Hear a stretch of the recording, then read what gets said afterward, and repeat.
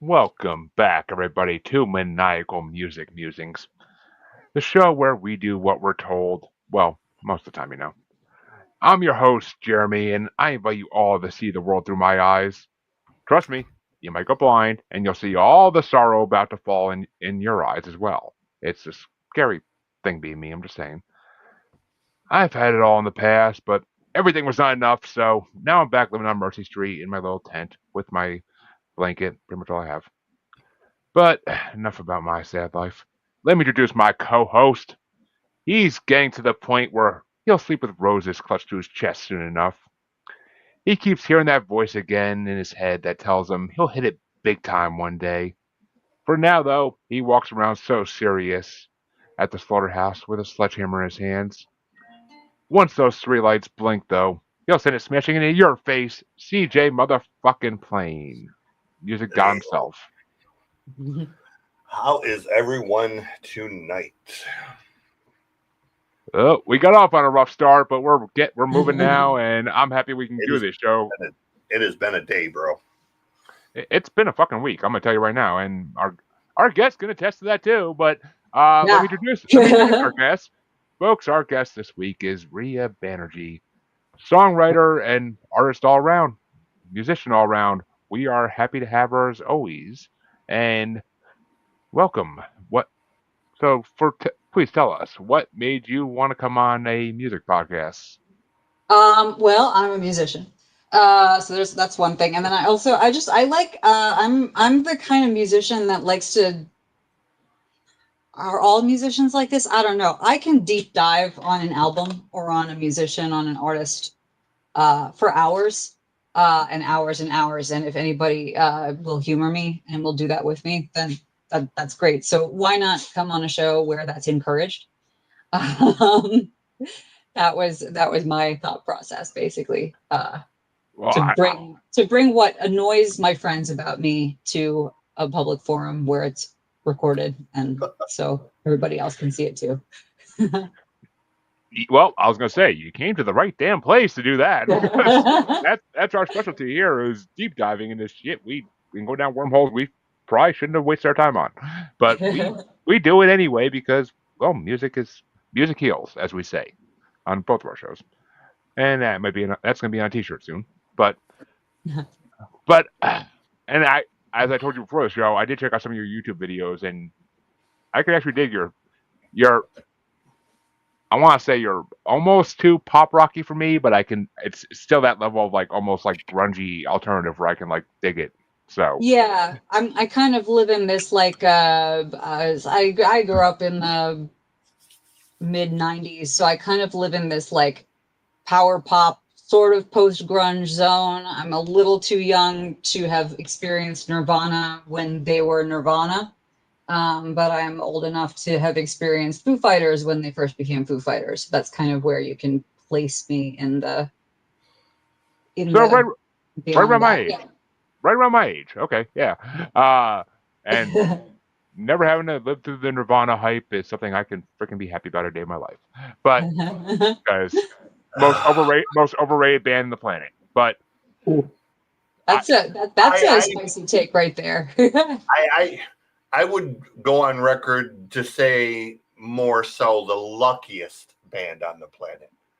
Oh, Um, okay. Yeah, I can see that. I can see that. Number one, as I've stated many times on this show, grunge did not start with Nirvana, nor did it come from Hmm. Seattle.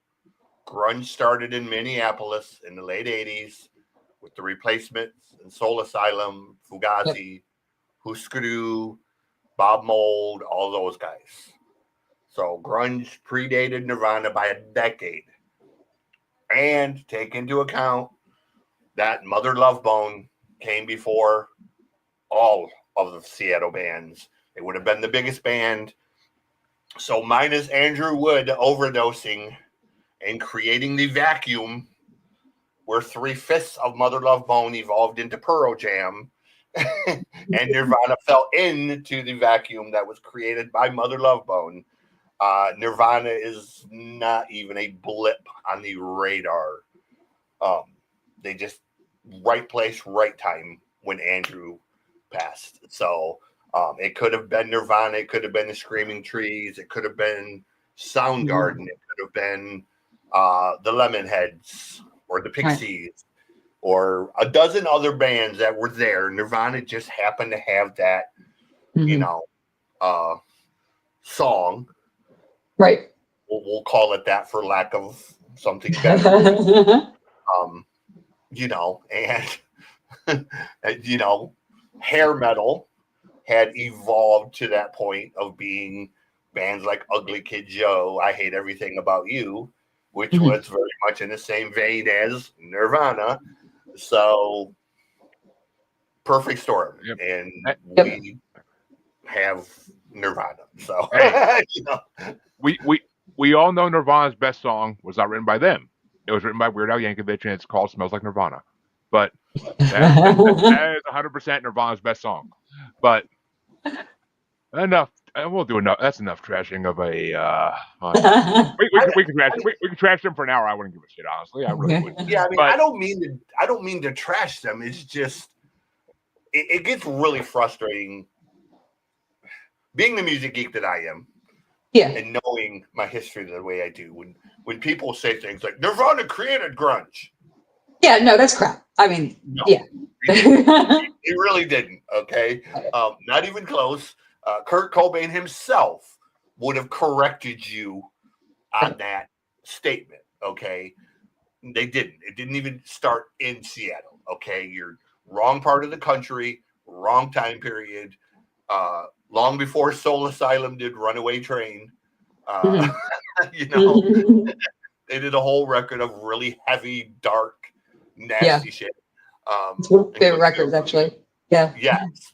So, and they had the replacements and, God, the same people who say Nirvana created grunge will tell you that one of the greatest grunge albums of all time is Zen Garden by Husker Du.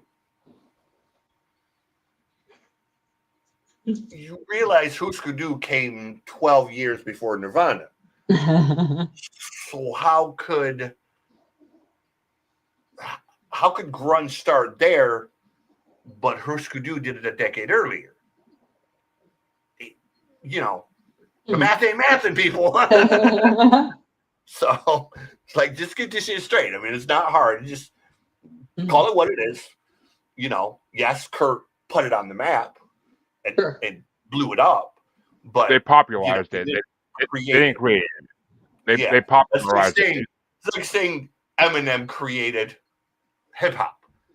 No, he popularized it for white people and he blew it up on a much larger scale, but let's not pretend he ever created anything.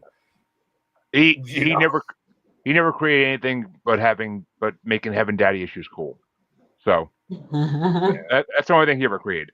And he just decided to bring down as much as he could some other Detroit rappers that are much better than him. So, but we won't talk about Insane Clown Posse today. Well, first things first. Reeya, what album did you want to bring? We'll get into that instead of ICP, as much as I could talk ICP for an hour or two. But so I brought in "So" by Peter Gabriel. And what can I say about "So"? I love this album. What can I say about this album? I'm a runner when I'm not a musician. And this is one of my favorite albums to run to. Which is not the only reason why I brought it in, but it is a surprisingly fun album to run to if you have a 5-mile run and you're like, I really don't want to do this, but you put this on, it works. I think Sledgehammer is brilliant. I think everybody can probably agree that Sledgehammer is just a really fucking cool song. Really, really fucking cool music video. I have an embarrassing tendency to listen to it on loop. Sometimes I'll just get in a Sledgehammer mood and I will listen to it on repeat over and over and over again until my boyfriend last year was at home one day when I was in a Sledgehammer loop and he came in and he was like, I have to ban this song from the house. And I like this song, but I can't approve of this. I can't approve of this beat listening. And I was like, but it's so good. See, my wife does the same So thing with my wife does the same exact thing with "I Hate Everything About You" by 3 Days Grace, and I literally get to the point where I'm just like, I love this song. I used to love this song. You made me yeah, I not. think that's You made me hate the song. Like, that's I think that's where Tim is now. He's like, I used to like Sledgehammer, but then he played it like 50 times in a row while I was trying to do something downstairs, and now it is banned from the house. So I'm also like I've been trying to beg my band to figure out how to cover it, and they're all just kind of like, we don't know how to cover it. We don't have a horn section. It's like we're a guitar band. So they're like, how do we do it? And I was like, come on, we're creative, innovative people. We can figure it out. And they're like, I think you kind of need the horns. yeah, Um, or a keyboard with a horn button. But yeah, yeah, Devil Driver did a thrash version of it, so I mean that's I mean I'm saying there's got to be a way. I mean they just took the horns out and replaced it with more guitars. So I would say getting the vocals right on it is a harder task than trying to find horns. Like the vocals on. I can Oh, sing it. I I mean, can sing it, but if you listen to it that much, I'm sure you easily could. It's just yeah. I know if I ever tried to do that karaoke, I would fuck up the chorus so bad trying to hit that like note like he does when he says sledgehammer. But Oh yeah. it's I would fuck it up horribly. But Yeah. But there's also, I mean, other songs. I mean, Red Rain is so like, very vibey and moody. I mean, it's got Don't Give Up, and Don't Give Up it's got Don't Give Up is great. A lot of what makes Don't Give Up awesome is Kate Bush.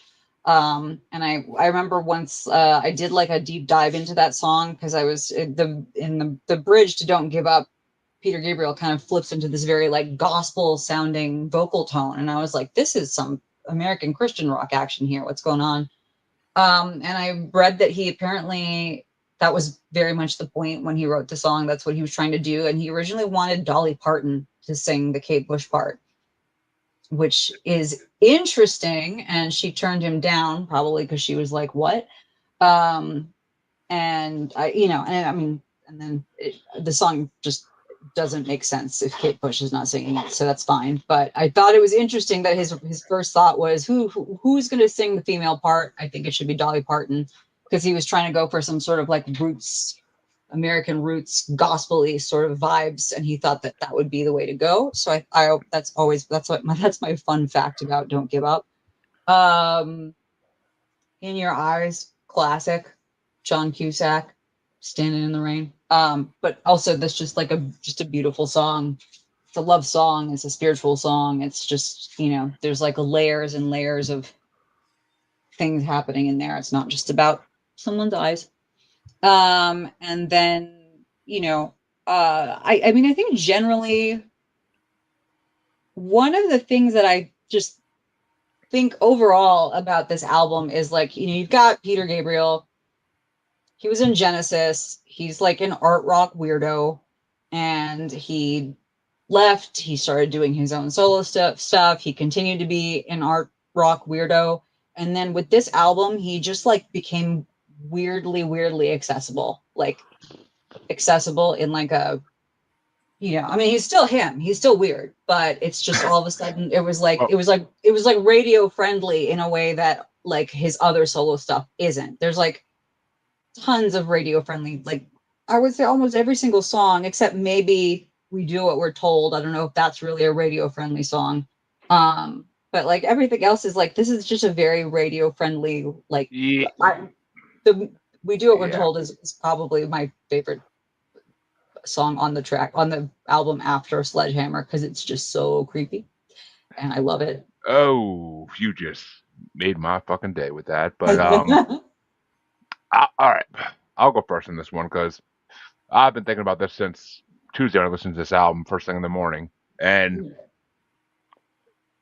no, I never really gave Peter Gabriel a chance. I besides his hits that you hear at the freaking supermarket every time you're in the supermarket, I never really gave him a chance. And he's, I'm gonna say, I mean, maybe it's this album, maybe other albums I would like better, but this album was kind of almost bland to me.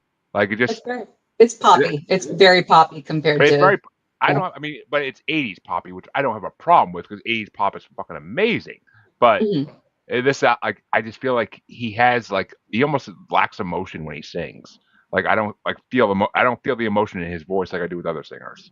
So I mean, Interesting. I would say actually, if you listen to, it's on Spotify, the like 25th anniversary deluxe edition of So has like a bunch of live recordings from his Live in Athens tour, which I think was the So tour. And hearing him sing these songs live is a whole different experience. So if you ever feel like sitting down and listening to a live album, that I would mean, be, you he know. like I was telling you before the show started, he's in a lot of tournaments I've made up, brackets I made up. So I mean, I'll hear a lot of his music. I mean, I actually made one with Red Rain in it when like I was listening to that song, which was the funniest thing. I was like, I looked over, I was like, minute, what? Am I reading this right? Like, but I mean, and it's funny you say he was in Genesis because I actually forgot about that for a hot second now. They And forget that he's in Genesis. He was in Genesis too. I'll forget, and then I'll yeah, someone will which post like a photo of him on it Facebook. makes sense because in Yeah, your eyes almost sounds like a Phil Collins song to me. Like I actually yeah. probably thought until I heard this album, I actually thought it was Phil Collins for a long time. It's But yeah. I could easily believe it coming from him. Yeah. it almost sounds like a Tarzan album fucking song. Uh, but I'll let CJ give his review before I give my top fives out for this album.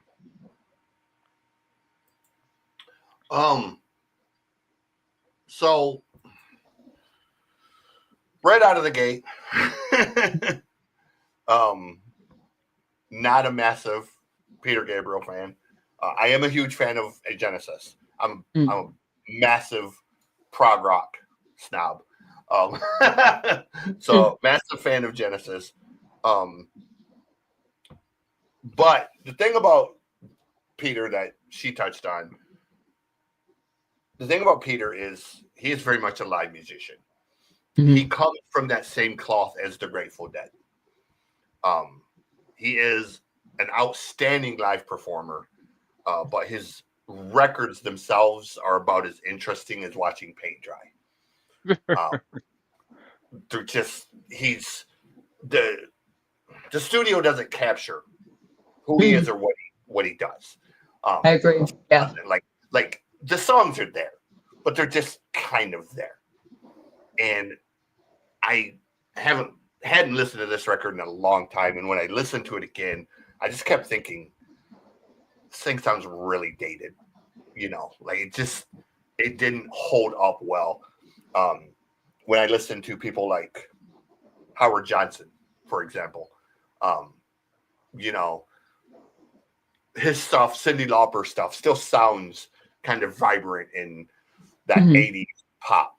His Peter stuff just sounds kind of 80s-ish. Tears for Fears has the same problem. Some of their stuff, Songs from the Big Chair is really good, but some of their other stuff, like the Mad World CD, it just sounds really dated by today's standards. So, Peter is one of them people where I would much rather listen to his live recordings than his actual studio recordings. The Lamb Lies Down on Broadway is probably one of my all-time favorite records. When people talk about all-time greatest guitarists and talk about Eddie Van Halen and Randy Rhoads, blah, blah, blah, no. My two are Gary Moore and Steve Hackett. I am pretty much the guitar geek when it comes to, I don't want just the flash, I want essence, man. And Steve Hackett to me is not only one of the true English gentlemen, I've got to interview him. He really is a musician's musician, and does those little things that you appreciate as a producer, as a musician, as a fan. I have a lot of respect for Peter, but not really a fan of this record per se. But I'm very much with you. The live recordings are, if you're going to tell someone to listen to Peter Gabriel, I would say also watch the YouTube. It's on YouTube, but I'm sure there's a Blu-ray or something of it. But on YouTube, there's a series of videos from his Live in Athens tour, and it's like you have to see the whole package of like him singing live and performing and the way he moves on stage. And there's, I don't want to say And it's choreography, but like, he's got, but there is there's a show to it. yeah, yeah, There's like, exactly. Peter has a very circus type atmosphere with his show. Yes. Yeah. And Exactly. I need to correct myself. Devil Driver did not cover Sledgehammer. They covered Shock the Monkey. Oh, okay. So, Still, I want that detail to be right. They covered Shock the Monkey, which is on one of his other records. So yeah, I don't remember which one, but yeah. No, watching him perform live, yeah, it's all about the spectacle and the experience, and he even just like he uses a round stage with a lot of effects and different things, and he was one of the first musicians to actually use the holograms and the 3D type of stuff. Oh, really? Oh, okay. Yeah, he did that back in like the late 90s. He was using like almost like the Star Wars type hologram type stuff in his shows. So he's very much a performer as opposed to what you would call like a studio musician. Right. Exactly. So. Yeah. I mean, I might like a more retro guys live. Honestly, I could see it. I know artists like that for sure. So, Grateful Dead is one. The Grateful Dead, listening to them on record to me is just fucking painful. I would agree. Perform live, is really a spectacle. Like they were one of the premier live bands, man. Like and I hated them. And one of my ex-girlfriends, we're gonna go see the Grateful Dead, and I was like, yeah, I'd rather have my ball shaved by a bobcat in the trunk of a moving Impala. And she's like, it's not that bad. And I'm like, no, it's, it's the Grateful Dead. And we got to the show and they were amazing live. And I was like, wow, it's, night and day with them. So a lot of respect for their live show, but I stand by that original statement of listening to their record. So. I might like him more live, honestly. He kind of, and it almost seems like some of his songs, like even playing over the supermarket, have more flair than his albums do, which I don't get how that is because they're not playing live versions. I know that for a fact, but so I mean, I don't get it. Like you hear Sledgehammer in a store, and it sounds so much more like the chorus sounds so much more like hard hitting than the actual album does. Like I was kind of disappointed when I got to that in the album, and I was like waiting for that chorus. I was like, Sledgehammer. And he's like, Sledgehammer. I'm like, what the fuck? Where's the fucking excitement? Like that's the fucking chorus. Like Jesus. But well, I had one honorable mention for this album. I'm not gonna lie. Well, okay. Before I even go to that, you gave your top 5, right, Reeya? I thought you did kind of. Oh, did I might have accidentally done it. Let's see. Well, Sledgehammer would be my favorite, and then We Do What We're Told, the Milgram song, because that's a nice juxtaposition, Sledgehammer and creepy human cruelty songs. And then I would say I would do In Your Eyes, number 3. I like Mercy Street 4, and Big Time. That would be my top 5 from this record. Hey, well, like I said, I had one honorable mention, and that was Mercy Street. That was a fun song. I enjoyed it to what I could enjoy of it. My number 5 was That Voice Again, because I kind of like the topic of it. Like it seemed like he was it seems like he was kind of going into like schizophrenia a little bit and like talking about that. At least that's what I got. But number 4 was In Your Eyes, because I know that song and it's fucking a great song. I just never knew it was him till now. So number 3 has to be Sledgehammer, but like I said, it's so much better when you hear it in a store, and like the chorus seems like it's like almost like belted out, and he just on the album he's just like saying it. It's like, what the fuck? I want the real thing. But the video is fucking weird. Cool. And number 2 was Big Time, because everybody knows that song. Everybody knows Big Time. I'm pretty sure it inspired a song on Doug back in the 90s. But it's a Big Time's a classic song. My number 1 though, and this fucking threw me because as soon as I got to the actual lyrics in this song, I was like, no, that's where this is from. Because we do what we're told Mhm. is they use the chorus in an intro to the Mafia 6 song called "Go Hard." Oh, what? Yeah, the Mafia 6, which is the 3 6 Mafia's newest incarnation without Juicy J. On their first album they did, the Six Commandments. There's the first song on this album is called "Go Hard," and in the beginning you just hear like this music, and it's like all of a sudden you just hear them say like, I never knew what they were saying, but I heard this and I was like, they're using this sample because they're saying like we do what we're told, we do what we're told, we do, and then like it goes into like DJ Paul just hardcore rapping like the first verse, and it's fucking phenomenal. Like the way they open that up, like it's almost like a creepy thing to open up a rap album, and then it's just like. So when I heard this, and I was like, I even rewound it a little bit. I'm like, am I hearing this right? I'm like, this is where they got it from with Peter Gabriel. Holy fuck! Now I know something I didn't know before, and this is the one song I didn't know that made it onto my like list on Spotify. Because I was like, I will listen to this anytime because this is a fucking intro to that song. Like, it's the intro to the album for God's sake, basically. Like, it's phenomenal. So that blew me away when I found that out. I was like, okay, now I can tie this to something I know and I fucking love. So, which I'm having some. I'm so sorry. My lights are flickering right now, which is concerning me. So just want. I'm spirit. hoping that my power doesn't blow. I don't know what's going on. It would be a perfect. Oh my god. Okay. Fingers Okay, crossed. I saw that one, but uh, well, either you have a spirit in your house or demons going through or something. Who knows? But Yeah. all the above are possible in this world. But CJ, what were your top five, Peter Gabriel? I had two. I had "Don't Give Up and In Your Eyes."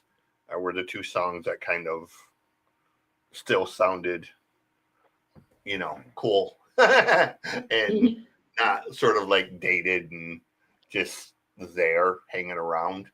I know Sledgehammer, everybody loves that song. I'm kind of in agreement with her boyfriend of it's one of them songs that I heard so much that I kind of hear it now and I'm kind of like, change the channel. And there's a few songs from the 80s like that. Come On Eileen makes me want to change. Yeah. Um, uh, Our house is a very, very change the channel. There's just certain songs that are just there's no memories attached to them other than just hearing them. I love can't Our fight House. this feeling. Yeah, that song I can't fight this feeling by REO Speedwagon. Yeah. I just interviewed Greg Bissonette, who was originally from David Lee Roth Band, but he plays bass now for Kevin Cronin. And I told Greg at the end of the interview, I was like, do me a favor. And he goes, what's that? I was like, tell Kevin he is responsible for some of the most traumatic musical memories I have. And Greg's like, what do you mean? I was like, I Can't Fight This Feeling. It's a song that just would not go the fuck away. Like that song was in the top. It was in the top 10 for like months. It just hung around and hung around. Every station played it repeatedly. You couldn't get away from it. You go to people's houses, they had that dumb song playing.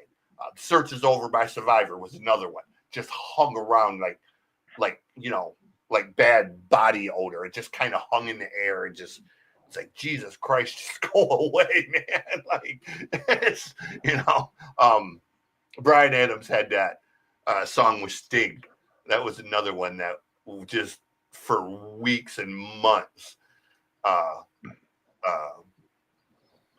I don't even remember the name. It was Bryan Adams and Sting, and it was from that song from the Three Musketeers movie. I know what song I'm talking about. Yeah. It just hung around, and it just was so everywhere. You go to the grocery store and hear it. You'd go to the gas station, you'd hear it. You'd go to freaking Walmart and you'd hear it. And it's just like, oh, Jesus Christ, if I hear the song again, I'm gonna freaking scream, you know. Like that Mariah Carey Christmas song, you know, you turn it into a game of how long you can go without hearing it. So yeah. Well, I guess we're gonna keep it in the same year for now, and we're gonna jump into my album because I want to save another album for last. Um, but I looked at once I saw you wanted to bring Pierre Gabriel, and I was like, all right, what else came out that year in the '80s? I think it was '86, if I'm not mistaken. And I was like, all right, looking through the list, and I'm like, I see a couple things I could bring, a lot of early metal I could bring, but I'm like, it doesn't really match Gabriel's style. And I was like, it's got to be classic rock or something. Oh, she might have lost power. But okay, well, we'll keep going for the moment until she comes back, hopefully. But yeah, I I'm like, what else matches the style of Peter Gabriel? And I'm like, you know what? I'm gonna bring the first album, and then I saw this album, and I was like, you know what? I love the last album I brought theirs, the one with "Don't Bring Me Down" on it. So I'm like, I'm gonna try to bring. I'm gonna try to bring this. Actually, okay, quick trivia for you. What are they saying after "Don't Bring Me Down" in the chorus? Um,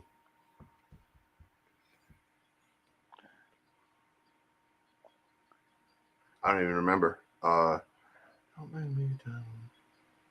Don't don't don't spin my heart around. I think. Eh, No, no. Everybody. Okay, I'll just. I don't even remember. Like I remember Everybody. the chorus, but I don't remember. Everybody always thinks they're saying like "Don't bring me down, Bruce," but like, and like Bruce was the common thing that everybody thought for a long time. But then in the interview, the lead singer actually said they're saying "Don't bring me down, gross." Like they're saying gross, but they're like accentuating on the s's to make it sound different. And but apparently they mess with people at live shows still by like singing Bruce instead of gross just to go along with what people thought it was for like a decades now. But we looked that up and we all looked that up separately when I wrote that album on. That was when Glenn from Sportscat was on the show back a long time ago with Chansey. That was the episode that Supertramp was brought on. But That'd be a good matching set of records. I forget what Chansey brought, but it was right up in that alley too. It was all same year. But I yeah, love Yellow because they have that Rock and Roll is King, which was a theme song for the Rock and Roll Express for years. yeah. Rock and roll, But yeah, I decided to bring Electric Light Orchestra's Balance of Power album because I thought it matched with Peter Gabriel pretty well, and it was from the same year. So I'm like, all right, let me hear the ELO album. I know not one fucking song off of. Let me hear this and see how it goes. And I wasn't disappointed. It wasn't as good as the actual album with Don't Bring Me Down on it. It really wasn't as good. It wasn't as good as that album per se, but it wasn't. Definitely didn't disappoint me in any way.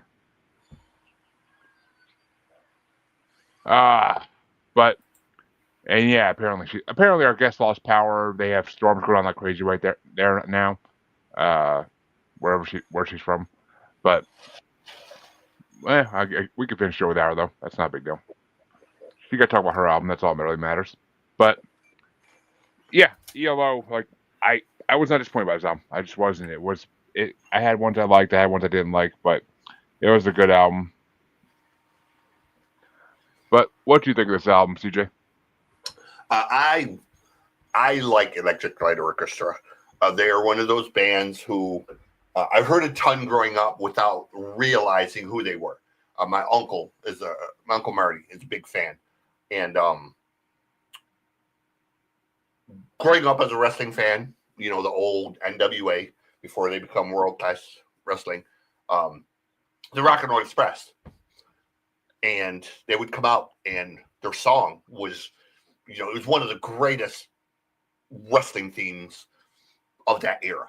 You know, it was instantly recognizable, those pianos and I never knew what the song was. And I was watching it one morning, and Rock and Roll Express come out, and Uncle Marty walked through, and he goes, "Oh, Electric Light Orchestra." I was like, "Wait, what?" He goes, "That song, their intro song." He goes, "Rock and Roll is King" by Electric Light Orchestra. And I was like, "That's what that song is." And he goes, "Yeah." And I was like, "Take me to the store immediately. I want that record." Like I had to have that record. He goes, "I got a copy at the house you can have." He goes, "I got a couple copies of that one." I was like, "Okay." So we like went to his house and got me that record. So I've always been a fan of Jeff Lynne and Electric Light Orchestra. I won't say this is my favorite by them, but it is one of my favorites by them. So I was kind of happy to see this one because it's got two of my favorite ELO songs on it. So yeah, I forget who else came out that year. There was one band that released 2 albums that year, and I actually looked at both albums, and I almost brought them on. Who the fuck? Somebody came out that year, and I can't think of who the fuck it was, and they had 2 fucking albums. I mean, yeah, I could have. There's a lot of albums I could have brought on that year. I mean, I could have brought Master of Puppets for God's sake, but I didn't want to go that heavy on our guest when she's bringing Peter Gabriel. Who the fuck had 2 albums? I mean, I thought Ozzy for a second too, but I was like, nah. Yeah, I almost repeated myself, because when I saw Peter Gabriel with the Genesis connection, I was like, okay, I brought the first Ray Wilson record, but he did 2 records back to back. When he released A Song for a Friend, he also released the other one. So I was like, okay, I'm going to bring this one since Ray was like the singer of Genesis for a minute to tie in. But I was kind of like, no. I was like, I'm going to be a bit more snobby and go with a different progressive rock band. I mean, so, you could have brought Genesis' Invisible Touch. It was the same year, but I don't like that era of Genesis. But I mean, I almost brought Prince's album that came out that year, and I almost brought like a couple of different. There's a couple of different ones. I almost brought. Can't go wrong with Prince. What? I mean, you can't. Can't go wrong with Prince. And I mean, Sabotage and Dio too. Like, there's a lot of bands I could have brought in this year, but none of them just really sat right with me until I saw ELO. So, I only had 5. I actually only have top 5 for the other 2 albums, but a top 5 for this album. Number 5 was "Send It." I thought it had a fun pace to it, and it was a good song. Number 4 is "Getting to the Point." The lyrics are pretty fun, and it's just a decent song. Number 3 is "Without Someone." That's a classic ELO love song, so I fucking was down for that. And my number 2 was "Sorrow About to Fall," because the sax after the chorus is fucking incredible. Like, that blew me away. And my number 1 was "So Serious," because it's a classic ELO track. It sounds, you could never hear that and not think it's ELO. So those are my top 5. What were your top 5 for ELO? I had 4. I had "Without Someone." Number 3, I had "Is It All Right." Number 2 is "Send It." And my number 1 is one of my favorite ELO tracks, is "Calling America." It's just one of them sort of fun, bombastic type songs that ELO is so great at, with the big, bouncing piano, and it's sort of in that same vein as "Rock and Roll is King." So I immediately knew. I wasn't a huge fan of that song. I remember that song, but I wasn't a huge fan. Yeah. It's one of those songs that it's kind of bouncy and preppy, and it's peppy. So it's just one of them fun songs and it's a good live song too. When they perform it live, it gets the crowd going. I have never seen them live, and it's something I would love to see. It really They're is. good Like live. I have feeling I had a feeling they would be a good live band, but they never performed in my lifetime really that I know of. They're still performing. I never hear anything about them performing anywhere. But I mean, that's maybe they don't come to the East Coast that often. But maybe I don't know. Not gonna say I looked that hard to see if I could find tickets to one of their shows, but I never. I always check the local venues, even though I don't get to go to concerts anymore because I got kids now. I don't get to go to concerts ever. But like I always look at the local ones and see who's performing, and I rarely see anybody except Lord of the Lost is coming in October, and I really want to fucking see him, but I doubt I'm gonna be able to get out of the house to go see him. But I would die to see him in Actually, concert. I think they're on their final tour right now. If I remember correctly, they're on their like retirement. Well, I'm sure they've been doing it for 60 years, so that's not surprising. But yeah, yellow tickets 20, 25, 26. Formed in 1970 by Jeff Lynne and Ray Wood. Current band still has Ray Wood and no wait. I don't know.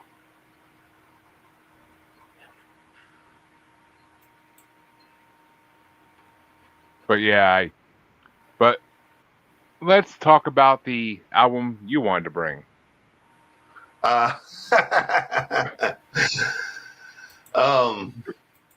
First off, let me apologize because I'm sure I knew right away you were probably going to hate this one, and that's okay. Because, maybe not. This is me being a prog rock snob. Everybody knows that I'm a massive fan of Pink Floyd, and two things about this record. One, it's probably the best Pink Floyd record that Pink Floyd never recorded. Two, three of the songs were written with Ray Wilson, which immediately put it on my radar. So what I brought was the 20th anniversary vision. The band basically went in and re-recorded it from the original with better audio and better that. So the RPWL, the record is RPWL, World Through My Eyes, revisited, 20th anniversary. They're a German progressive rock band. You can call them art rock, whatever. But they started out as a Pink Floyd tribute band and 28 discovered that they were really great songwriters and they were going to write their own songs. And 28 years later, they've recorded, I think, 9 records. 1, 2, 3, 4, 5, 6, 7, 8. Yeah, 9 because they just put a brand new one out. 9 studio albums, and 9 live albums. So they've done about 20 records in 28 years. So,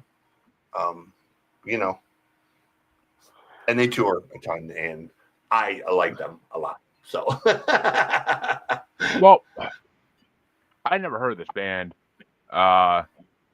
until you brought them on, and I listened to the album, and I honestly was like, what the fuck is this? Like, I don't even know how to describe this music. I really don't. Like, it's just, I don't know. I mean, it's prog rock is the best way to describe them, I guess. I didn't think of it that way even. But it's prog rock. But the album opened with a fucking sitar, and I was like, and like you know me, I love sitar in my rock music, so I'm like, all right, I'm like, this kind of got my attention. I'm listening to it, and I'm like, they're good, they're fucking good. It's just the songs are long as shit, and the songs are long as shit, and that's the only thing that really drove me. But you don't get tired of them. Like it's always like it's a new adventure around each corner with the song. Yeah. So I mean, you don't get tired of it, but it's just I don't know. I liked a couple of the songs and put them on my Spotify list, and I'll have to hear them again to really like be able to tell you what I think of this album. But yeah, the RPWL is a band that takes a few listens to kind of get it all.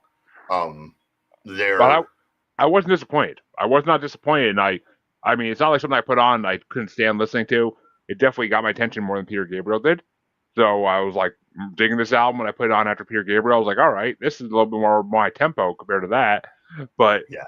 I really I don't know mean, how to I describe. wouldn't call it road trip music by any means, but if you're in the right mood and you're just kind of chilling and not doing much and you're just kind of, whatever, great music to just kind of have in that sort of space of whatnot. So, Yeah, I enjoyed it immensely, and I wasn't. I mean, I never heard of them, so I was kind of surprised. But Ray Wilson's part of them, isn't he? well, no, he's very good friends with the lead singer. Oh, So they wrote three of the songs together, and he sang on one of the songs. But okay. they tour a lot. He does a lot of live shows with them as just sort of a guest.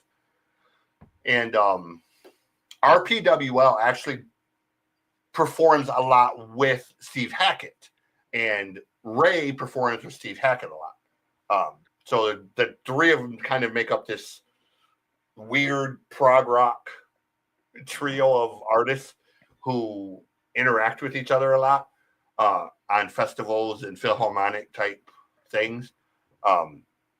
So it they interact a lot, and Makes sense.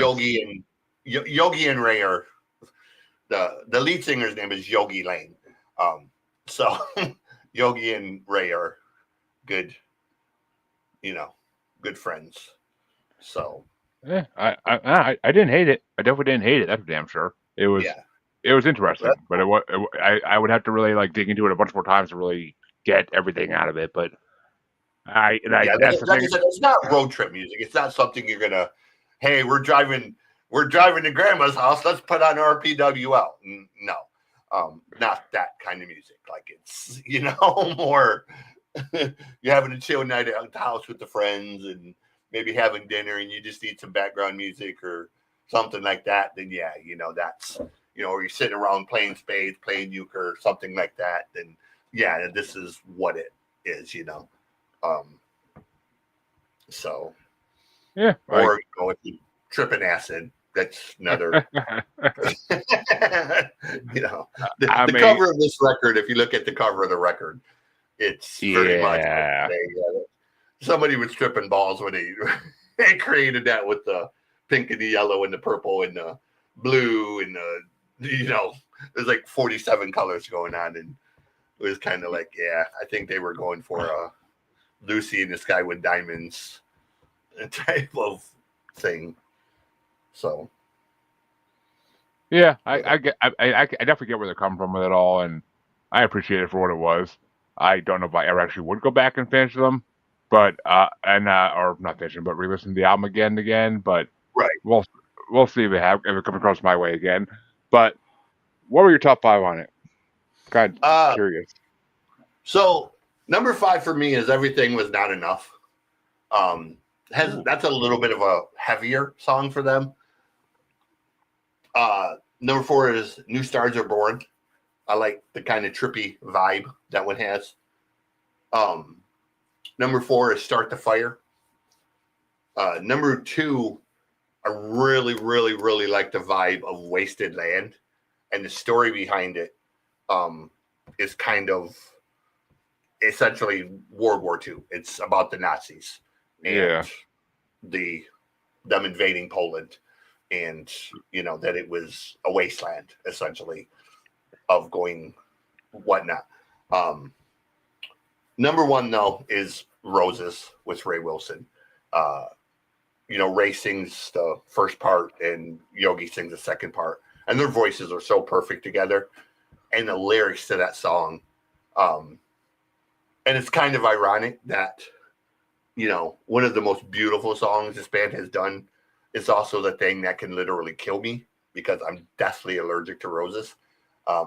So, it's ironic that one of my favorite songs is, about something that can kill me.